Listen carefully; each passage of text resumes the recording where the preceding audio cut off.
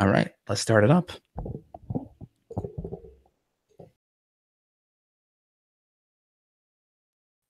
Hey guys, it's Dr. Justin Marchegiani here. We have a phenomenal guest, Angie Alt from autoimmunewellness.com. Angie is an autoimmune expert. She specializes in autoimmune protocols, works with patients kind of in a group setting all across the country. We got some great updates today. We're going to talk a little bit more about the autoimmune diet, the pitfalls, how you can apply it to help improve your health. And also we get some new research out on autoimmune diets for various bowel disease, which we're excited to go over that too. But in the meantime, Angie, how you doing? Welcome to the show. I'm doing great. Thanks so much for having me, Dr. J. Well, thanks for being here. So first off, just tell the listeners a little bit more about yourself. How did you get into this nutritional field? And then how did you make your way over to kind of an autoimmune protocol or template from a diet approach? There's so many ways you can go: paleo, autoimmune, vegan, right? Standard American. How did you make your way into that avenue? So I got my start about 6 years ago. I had my third and hopefully final autoimmune diagnosis. And celiac disease had been kind of haunting me for about 11 years at that point. I had been all over the place trying to get help. And finally, we figured out what the problem was. And I was told to go on a traditional gluten-free diet. But that didn't turn out to be enough to kind of get me in a better spot because my small intestine was so damaged and I was really malnourished by that point. So I started hunting around looking for better ways to restore my health. And I found the paleo diet. My first book actually was Rob Wolf's The Paleo Solution. Very cool. There was like one sentence in his book that said something about how people with autoimmune disease might need to take things a little bit further. And I thought, oh, that's me. So I started doing some more research. And at that time, Dr. Sarah Ballantyne at the Paleo Mom was starting to just, do some research and some refining of this autoimmune protocol, AIP. And I said, that's me. I've got 3 autoimmune diseases. I'm going to try this. So I jumped right in and 3 days later, a lot of the mental and emotional health issues that I had been experiencing just seemed to melt away. And 6 weeks later, my gluten antibodies dropped by half. And 6 months later, it was like I had a new body. And a year later, I changed everything about my life to focus on this and show other people how to do it. Wow. So how many autoimmune conditions do you have again? I have 3. Lichen sclerosis. And what were the other 2? Endometriosis and celiac disease. Yep. Wow, unreal. And then how much you were able to get 100% resolution applying an autoimmune template to those conditions? Yeah, pretty much. Endometriosis is one of those diseases that's sort of like maybe or maybe not on the autoimmune list. The research isn't quite there to be sure that it's autoimmune in nature. But I kind of handle it the same way that I do with my verified autoimmune diseases. And it's been a little trickier to pin down. There's little bits that I'm still dealing with there. But in general, my health did a 180-degree turn. I'm in a totally different space than I was 6 years ago. Awesome. And now regarding having an autoimmune, multiple autoimmune conditions, like you mentioned, were there any other things that you looked at outside of just having a foundational diet? Were you looking at blood sugar? Were you looking at adrenal issues or any infections or any other things that could have been driving leaky gut outside of autoimmune foods? Yeah. So, what I did was I first just kind of worked on the dietary aspects of the autoimmune protocol. So there's an elimination period and a reintroduction period. And I just kind of focused on dialing that in at first. And then I added some lifestyle stuff. I started to work on my sleep. I started to prioritize stress management, things like that. And then, you come to this sort of plateau area and I said, okay, there must be some underliers that are preventing further progress. So I went and did some more testing and I had SIBO, small intestinal bacterial overgrowth, which is not that uncommon for folks with autoimmune disease, especially if you have an autoimmune that's affecting your digestive tract. So I went in and got treatment for that. And that helped me kind of gain some more ground. And from there, I started to work on correcting some nutrient deficiencies that weren't quite budging enough with diet alone, so things like improving my B12, improving my vitamin D status, taking more zinc, things like that to kind of improve things. And slowly but surely, I made my way forward. In terms of blood sugar and adrenal health, those 2 things are very interlocked. Totally. And the autoimmune protocol diet alone really helped me deal with that there. It was very blood sugar balancing, and I didn't have to take too much of an aggressive approach outside of that. That's amazing. Yeah. Now, I find that practitioners, they kind of have their various health challenges to Mhm. begin with, and then they're able to figure out kind of the code to, or the right combination to crack the code, so to speak. They definitely go into being a practitioner or a doctor or a coach and helping other people. They have a much different perspective, right? They tend to be more empathetic. They also kind of have navigated their way, into the solution. So they've kind of come across a lot of the pitfalls that may Yeah. have made it hard for you to be successful. What do you think some of the pitfalls are? I'll tell you one that I see is a lot of people, let's say they eat this much food on their whatever that diet is. Let's call it the Mhm. standard American diet. And Mhm. then they whittle away. Let's say they find half of that food is maybe not compatible with an autoimmune template. And then they don't quite fill in the gap of the food that they're missing now. So they tend to go lower calorie and maybe Right. not enough fat, and they're chronically hungry. That's one pitfall I see. I'm Yep. just want to know your opinion on that and any other pitfalls that you see too. Yeah, you have a really, really good point, Dr. J. That's very common. I Yeah. think, as you remove these foods during the elimination phase of the autoimmune protocol, you need to fill those blanks, Yes. just like you said. So, for instance, one thing I see really often is especially women accidentally going too low carb because Hmm. they cut out all those grains, and the grains surely were drivers in some of their problems, but they need to fill that in with dense carbohydrate rich vegetables, and they don't realize that that's what they need to be eating. So and that can be really hard on the thyroid, put a lot of drag on the thyroid, and be tough for women in their menstrual cycle and everything. So yeah, figuring out how to eat enough carbs without grains, that's one pitfall that I see. Not filling in nutrient dense foods to Hmm. replace those foods that you removed. Hmm. So, bringing some bone broth on board, bringing fermented foods on board, bringing organ meats in and seafood, and really pumping up your nutrient density. You have to think about the autoimmune protocol is essentially fueling your body to heal, and healing is a really intensive energy process. You need all those nutrients. Those are probably the two biggies: forgetting to add while you're eliminating, and accidentally going too low carb.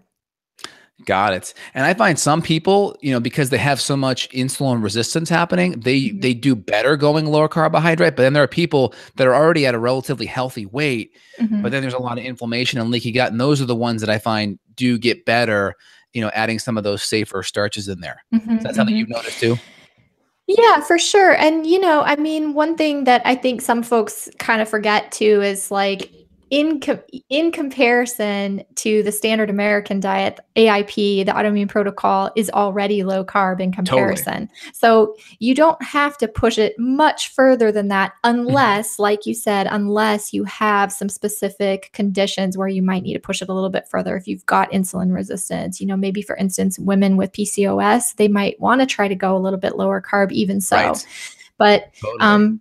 there's definitely a set of folks who need to be careful that they didn't take that too far. Makes sense. So now we're adding in safer starches, and we talk about safer starches because we're trying to highlight, carbohydrates that aren't grain based. So Right. I'm going to just throw out a couple of, you can just tell me what some of your favorite are, and just let me know if they're autoimmune compatible. So we have Hmm. sweet potatoes, which tend to be pretty good, not white Yep. potatoes, right? White potatoes have the alpha solanines and can be more in Yep. that autoimmune category, correct? Yep. Yep. So we have Correct. sweet potatoes. We have cassava or yuca. Is that still okay in your book? Correct. Uh-huh. The Yep. plantains as well. Yep. Squash, jicama, beets, Yep. parsnips, rutabaga. Those are all Yep. kind of in that safe starch category. Any ones Yep. that I missed that you really like? Let's see. I really like pumpkin. Yeah. Pumpkin's a little on the lower side in terms of the starches, but it still makes it onto that list. There's easy ones too, like carrots and Yep. turnips. Turnips kind of get a bad rap because Hmm. they're really sulfur rich, so they have like a strong flavor, but they're Yep. really good for you. Great. Any other carbohydrates you want to throw in there? No, I think you named a lot of the ones that I'm regularly eating. Cassava's kind of different for us in North America, but it's Mhm. really, really common around the world, and it's a great substitute. That's great. And then give me a rundown with your opinion on fruit. So we kind of have like our lower sugar fruits and our higher sugar. I kind of draw the line: berries, berries, blueberries, raspberries, strawberries, blackberries, lemon, lime, grapefruit, Granny Smith apples, kind of our lower, kind of our moderate, like maybe our oranges, our regular Hmm. apples, maybe Hmm. pear, maybe grapes. And then we kind of have like the tropical fruits above that, mango, pineapple, papaya, those kind of things. Can you kind of walk me through, how do you incorporate fruit into an autoimmune template? So, when you're first starting on the autoimmune protocol, when you're still in that elimination phase, you try to focus on eating lower sugar in general, Hmm. even if that Hmm. sugar comes from fruits, from fructose. Um, and the kind of advice based on Dr. Ballantyne's research was roughly 10 to 20 grams of fructose per day, which is around 2 to 3 servings of Yep. fruit per day, depending on the fruit you choose. So, like you said, like if you choose some of those higher glycemic fruits, like maybe some of the tropical fruits and above, then you might eat a little bit less One serving because, maybe. yeah, one serving might be already 10 to 20 grams of fructose. But if you stick with the berries, you can enjoy berries probably 3 times a day and still not Love be it. in the 10 to 20 grams. So, Love it. yeah. Very cool. So we have kind of like the carbohydrates we chatted about. We kind of made some recommendations there. The Yeah. vegetables, it sounds like you're pretty good with the veggies outside of maybe tomatoes, potatoes, kind of All the eggplants, nightshade. Yeah. potatoes, right? The nightshade category. So Yeah. veggies were pretty good, right? Yep. Yep. Good. And then meats. So we have our, obviously, fish, fowl, Mhm. chicken, beef, trying to emphasize kind of grass fed, organic. Is that true? Yeah, definitely. Yeah. I don't like to, give anybody the idea that they have to kind of be in this perfectionist mindset where Mhm. they can only enjoy Totally. protein if it's been grass fed and pastured, because frankly, our system isn't quite ready for the onslaught. And we don't have a lot of sources of grass fed and pastured that we can easily get a lot of times. And it's more expensive and it takes time for people's budgets to adjust to kind of focusing on food as the priority. Right. So, if you have to get conventionally grown meats, proteins that are, beef or pork or chicken that's been conventionally grown, if you try to avoid the fat on those meats, trim it up real well, that helps a little bit with it. But if you're eating grass fed and pastured, enjoy the fat. It's good for you. Totally. So if you have access to those higher quality meats, great. If you don't, then Right. that's still an acceptable option. Now, in the autoimmune community, this question comes to me a lot. If, let's say, the animals, let's just say the cows are eating corn or grains to kind of fatten them up as their feed, do any of those corn and grains get passed on to you if you eat those types of meats? According to the research that Dr. Valentine, put forward, especially like in her book, The Paleo Approach, we don't really have to worry about that with the proteins in that way. We remove egg on the autoimmune protocol Hmm. just because egg is a really common allergen that might be driving issues for a lot of folks. And it kind of has a way of sneaking across that gut lining pretty easily Yep. due to its nature. But the other thing about egg is that the white can take The in avidin, right? it can take in soy from the feed that the chickens are eating. But when we're Ah, talking about beef, the muscle meats from beef or pork or something like that, we don't have to worry too much about the grain or, contamination. that's good. It's not the healthiest for the animal, not going to be the healthiest for us, but it's not really like a cross contamination issue. Awesome. I get that question all the time. I wasn't quite sure how to answer it. I always kind of said what you said, but I wasn't 100% sure on that. So that really helps clarify that for me. That's awesome.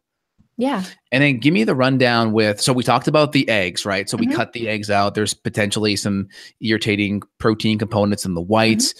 So let's say if we cut the eggs out, let's say we've cut a lot of these things out for a while and we're Hmm. doing a reintroduction. Do you Hmm. typically, when I work with my patients, we reintroduce the yolks first by Hmm. themselves without anything else, and we keep Yep. them kind of lightly cooked? Do you kind of have that similar approach? Yeah, yep. We start with the egg yolk. The egg yolk is very, very nutrient dense Right. part of the egg, and it's eggs have a lot of great nutrient qualities. So if you can get them back into your diet, it's well worth it. So we start with the yolk and see how that goes. If the yolk goes well for you, then maybe a couple days later you start working on introducing a whole egg. Great. So typically, just to kind of list it off for everyone here at home, no grains, no dairy, no Hmm. nuts, no Hmm. seeds, no nightshades. Nightshades are tomatoes, potatoes, eggplants, peppers, and Hmm. no eggs. So that's kind of Hmm. our list there. We Yep. obviously then have kind of our spice section. So anything that's Hmm. nut, seed, kind of spice related or pepper Hmm. related, we're also Hmm. pulling those spices out too. Right. And the seeds, it's a misconception that chocolate and coffee are beans. They are seeds. And so they are also eliminated for a time. So I know, wah, wah, coffee and chocolate, everybody's Ah, bummed out, totally. but yeah. And the legumes also. So like, black beans, chickpeas, things like that. Got it. Because I was told, I think it was Dave Asprey said at one time that coffee's more in the family of fruit. Is that so? You wouldn't agree with that? I mean, everything that I, kind of follow in terms of the protocol is based on Sarah Ballantyne's research. And Yes. that's where that, piece of information comes from. Coffee is not really eliminated because of caffeine on the protocol, though. Mm. Taking in a lot of caffeine isn't probably best for your health, especially your adrenal health. But coffee isn't really eliminated on that aspect. So if you're having trouble letting go of the coffee, you can kind of replace with like caffeinated teas, like a black tea or something for a while you start Got to kind it. of work on that. Got it. So the coffee and the chocolate, those are in the seed category. Right, right, right. Got it. Any other obscure spices we need to be aware of? What about curcumin? Can curcumin be used? Also, people talk about coconut. Is coconut a nut, or can we still keep that in there, like a coconut milk smoothie or something? So curcumin, it comes from turmeric, and turmeric's Mhm. definitely in, as far as protocol is concerned, it's, highly anti-inflammatory, and anti-inflaming is what everybody with autoimmune disease needs to do. So yeah, you can So that's definitely okay. incorporate it. Good. And then in terms of the coconut is not really a nut, just like Yes. chocolate is not Peanuts. really a bean. Just like Yes, peanuts too. Peanuts are a legume, not a nut. peanuts are a legume, not a nut. Yeah, exactly. So it's a little bit of a misconception there, but so it's really part of a family of foods called droops that are kind of related to Troops. grass. Yes, Say it again. Troops. Like D R droops. O O D P. R D R U P S. Wow. Droops. So Knowledge it's bombs not today. I really love a it. nut, but about coconut is that it can be some people are a little more sensitive to coconut than other Yeah. folks. So, you might do fine with like coconut oil because it's so refined and all those fibers and everything are removed. But if you find that you're having trouble with like coconut meat or coconut milk, it might be that it's just a little too much for your system. Totally. And also there's some FODMAP potential irritation with Yeah. some of the coconut too. Did you notice the FODMAPs there?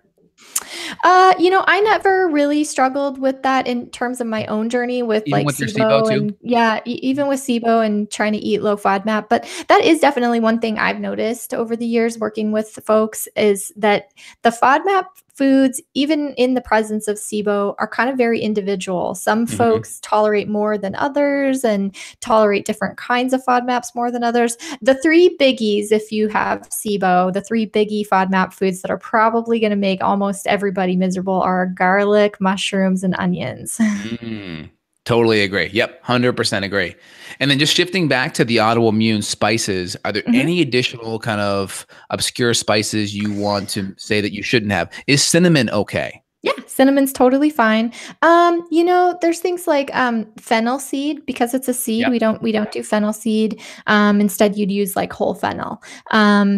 We don't do nutmeg, but you can do mace. So mace is Mm. the outside of the nutmeg nut, and it's kind of has that same flavor. It's a little more mild than nutmeg though, but so you can do that.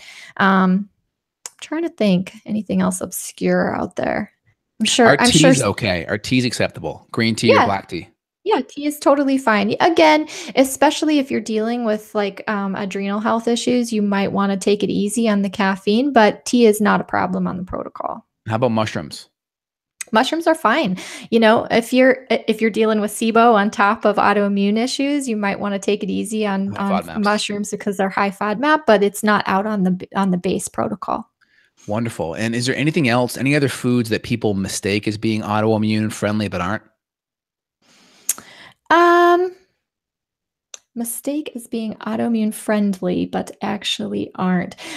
Sometimes we get a lot. I noticed lately in the community, we get a lot of questions about maca versus matcha.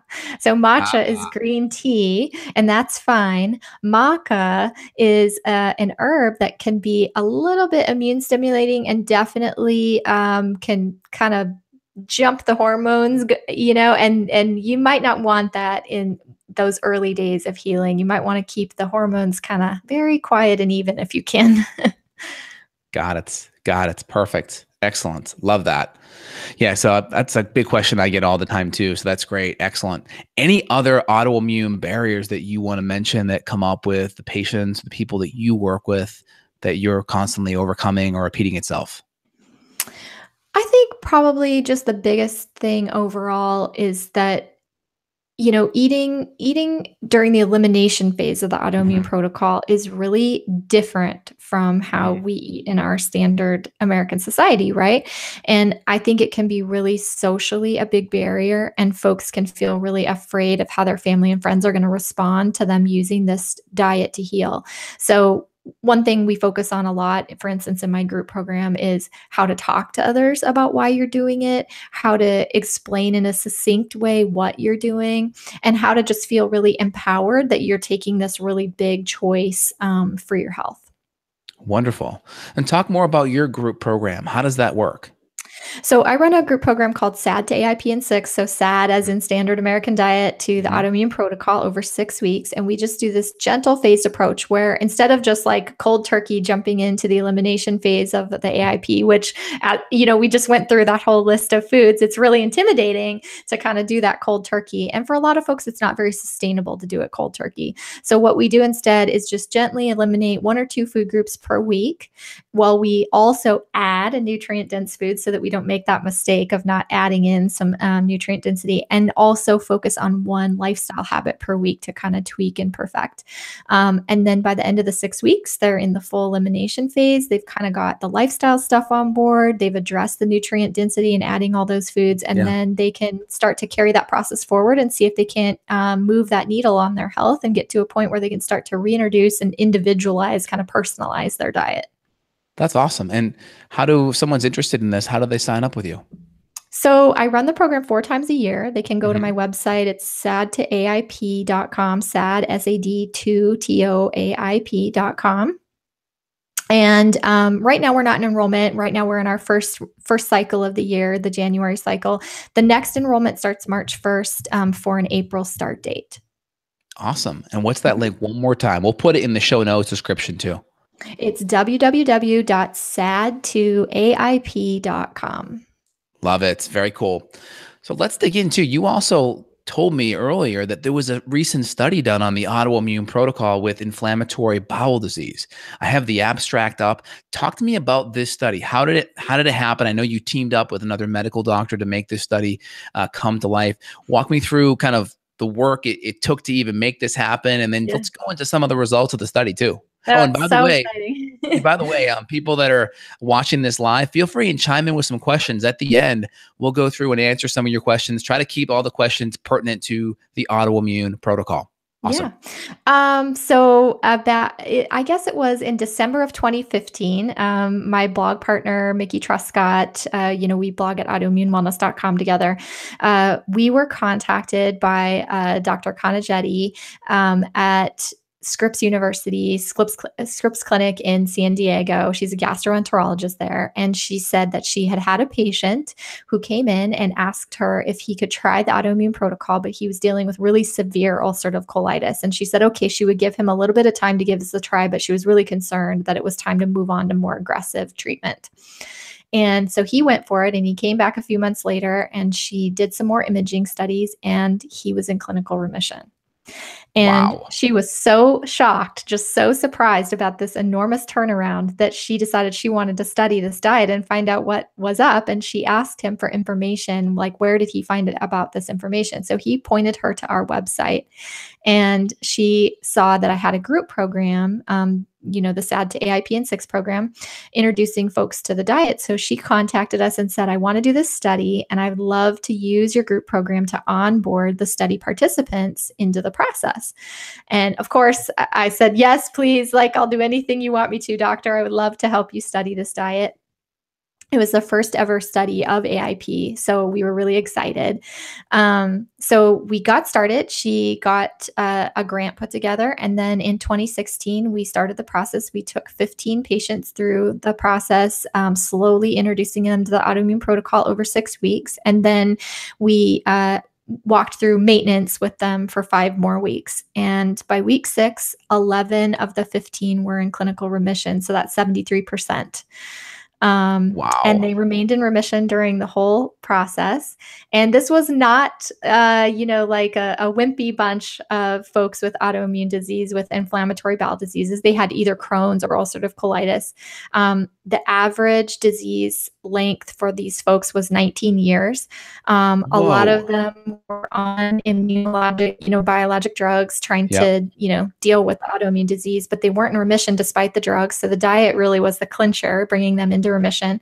And several of them were able to get off of their medications following the diet. So it's Amazing. really I have exciting. the Yeah. study up on screen. I'm not sure if everyone can see it or not, but I have it up on screen. It's really interesting. So 15 patients with IBD. IBD is inflammatory bowel disease. Typically, Mhm. the big two are Crohn's and ulcerative colitis, right? Correct. Are there any other diseases that fit in that category? I'm not sure that there's any other that are kind of as well known as those two. Right. That makes sense. So you had 15 of these patients.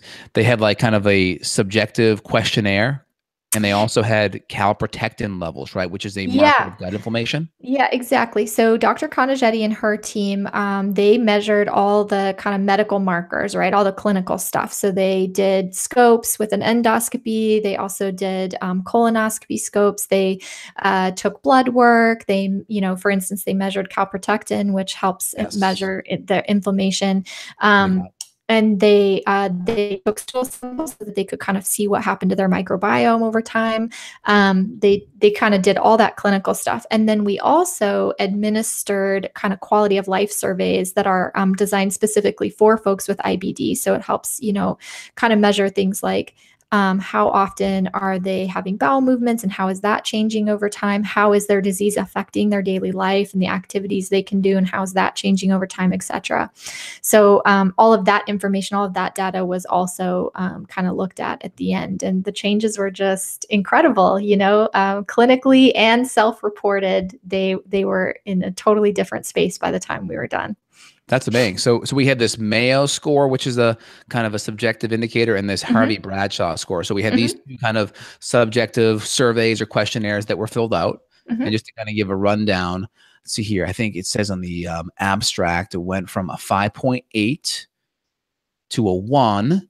And on the Mayo, went a 7 to a 3.4 on the Hmm. Harvey. So big reduction. And the calprotectin went from 471 to 112. So I run a GI map test typically Hmm. in a lot of my patients, which is the test looking at gut infections. It also has the calprotectin marker Yeah. on there. And typically less than 50 is considered negative, but Hmm. 471 is like still like 8 or 9 times above normal. So 471 to 112 is still a good 75 to 80% reduction in inflammation in just 6 weeks. That's phenomenal. Yeah, it's really phenomenal. And I mean, it was just awesome to get to, hear them reporting for themselves how much it was changing their lives. These are people who have been dealing with this disease for, some of them more than 20 years. And to finally feel like, their quality of life is back, it was really rewarding. It was very exciting to get to participate in that study. Amazing and really interesting. C-reactive protein did not change much. That's fascinating, but it makes sense because calprotectin is definitely that it's more of an inflammatory marker specific to the gut. Any thoughts Mhm. on the overall systemic inflammation via the CRP marker not changing? I think for some of them, there probably were some little tweaks that needed to be made over the Mhm. more long term Right. to work on the CRP. Maybe their sugar intake was still a little high, even though we cut out all the processed sugars. They probably needed to work on that just a little bit more. For some of them, there might be genetic issues that are at play there that we didn't have in the scope of the scope of the study to work on. Yes. Maybe for instance, there's some MTHFR that needs to be handled, Mhm. something like that. So some of that may be there. I also think that maybe I know for sure there was at least one study participant who was working out probably too hard. Yeah. And so he was probably contributing to some inflammation in that way. And I kept trying to say, hey, like it's working out is still a stressor for the body. Slow down a little bit so your body can heal and catch up. Totally. And so how long did it take for this study to happen, start to finish? And what was the cost of a study like this to make it happen? So I would have to go back and look at my invoicing. I charged a little bit more than I normally do for my group program because I also brought in a registered dietitian, Amy Kubel, who helped me because Yeah. Amy's Amy. got clinical experience, so Yeah. Amy could help me some from that side of it, so we could Mhm. make specific changes in regards to disease and lab results and everything. And then I brought on another health coach who has inflammatory bowel disease herself and got it into remission with the autoimmune protocol so that, she could really relate to them. It's always great to have somebody who's very empathetic. So, yeah, so I pumped up my team a little bit and we changed the program a little bit. We tailored it to be very specific to one diagnosis, whereas my program is usually any autoimmune diagnosis. We made it specific to IBD. So, but even so, you can do this for so cheap. I mean, it really doesn't. It's nothing compared to the costs of medications. Mhm. You Oh, can totally. really, yeah, you can totally change people's lives. And it was a total of 11 weeks, but they were in remission by week 6. I mean, That's amazing. And I just kind of postulating, I imagine, we're not doing, you guys weren't doing stool testing. So there could have been infections going on there. There could still be low probiotic levels or maybe even some malabsorption that maybe needed to be repleted with certain nutrients that maybe could have even accelerated the result even more. What do you sure, think? sure. Of course, they were doing stool samples, but they weren't doing stool testing in that regards, like what you're talking Mhm. about, like a GI map type of thing. And yeah, for sure, there could be some underliers there that needed treatment, especially because they have IBD. There could be issues with absorption and other things that need to be treated. Phenomenal. Well, anything else you want to mention about the study before we hit up a couple of listener questions? I don't think so. It was a really great experience and it was an honor to get to participate in the first ever AIP study. It was small, but it's definitely proof of concept now, and I hope we get to do bigger ones. Phenomenal. All right, let's hit these kind of rapid fire here. First Okay. question, can colitis or other IBD issues, inflammatory bowel disease issues, can they lead to other health issues? I mean, it's not uncommon for people with one autoimmune disease, if it's not kind of aggressively treated and dealt with, for them to develop more autoimmune diseases. So, for instance, if you have ulcerative colitis, the possibility that you might develop, rheumatoid arthritis or, psoriasis or something is not really that far fetched. Great. And what's your opinion on other genotypes? So, like someone's talking about HLA, right? Like there's HLA DQ1 and 3 and 2 and 8, I think, are more celiac ones. How does the genetics contribute or affect autoimmunity? Dr. Terry Walls says something that's perfect all the time about this. She says Mhm. that genes load the gun, but environment pulls the trigger. Yeah. Yeah, exactly. So this is Yeah. a really good way to think about this. So if you have any of those genotypes, for instance, I have celiac disease, so I have HLA8. Ah. If you have those genotypes, then you might be predisposed. But if Mhm, you mhm. can work on your diet and lifestyle, you may prevent that trigger from being tripped. Totally. So basically, we have control of the epigenetics that flip Right. the genes off and on. So if we manage, let's say, the diet gene, the AIP gene, right, then that's going to affect those autoimmune genes from flipping on and Right. activating essentially. Exactly. Wonderful. Exactly. Awesome. Patient writes here. We'll see if we can connect it to the autoimmune approach here. But I have hypothyroid and a sluggish gallbladder. What do you suggest for diet and vitamins? Thoughts? Well, so first of all, with the hypothyroidism, I would, really work with your doctors and do some antibody testing and try to clarify if that hypothyroidism is Hashimoto's, which is the autoimmune version of hypothyroidism. A lot of times folks are just told, "Oh, you're hypothyroid," but their doctors don't do that extra layer of work to clarify if it's an autoimmune disease. If it is autoimmune in nature, yeah, go for it and try something like the autoimmune protocol. Oftentimes, folks with Hashimoto's need to have some conventional and some natural approaches. So they might need some hormone replacement, some thyroid hormone replacement, but that's Hmm. okay. If you work on the diet and lifestyle in conjunction with it, that thyroid hormone is going to be so much better. You're going to need a lower dose and it's just going to work a lot faster. As far as the gallbladder goes, there's things that you can do dietarily to help support gallbladder health and hopefully turn that around before you lose your gallbladder. So, You can do things like eat lots of beets, improve the quality of the fats that are in your diet. So focusing a lot on olive oil and other good quality saturated fats like, pastured lard or pastured tallow. Avoid all those damaged low quality fats that are out there, so like in fried restaurant foods. If you've already lost your gallbladder, you might want to consider supplementing with something called ox bile. Phenomenal. Excellent.